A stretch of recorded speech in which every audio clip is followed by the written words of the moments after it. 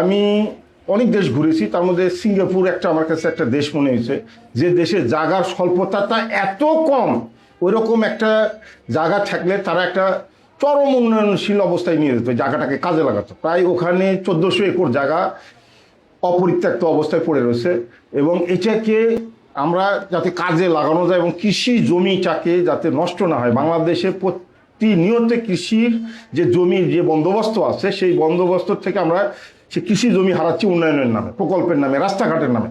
সেই সব কারণে বিবেচনা করে এই যে বিলটা রক্ষণাবেক্ষণ সহ পরিবেশ বিলের পরিবেশ রক্ষণাবেক্ষণের সহ এগুলা কারণে, এবং এটা সদরের থেকে খুবই স্বর্ণকুটিতে মাটিডালি থেকে 3 কিলোমিটার দূরত্বে এই নুরুলের বিলের অবস্থা। এখানে প্রায় 3টা উপজেলা লাগোয়া অবস্থায় আছে। এখানে যদি উন্নয়ন করা হয় ওই বিল কেন্দ্রিক, এবং যদি বিশ্ববিদ্যালয় সহ আরও যদি কোনো প্রকল্প যদি ভবিষ্যতে বাস্তবায়ন করা হয়, তাহলে সেই ক্ষেত্রে আমার মনে হয় যে বগুড়ায় একটা স্যাটেলাইট শহর তৈরি হবে এবং সাতমাথা যানজট কমবে, এবং ওটা ভবিষ্যতে মেট্রোপলিটন এলাকার মধ্যে এটা যুক্ত হবে।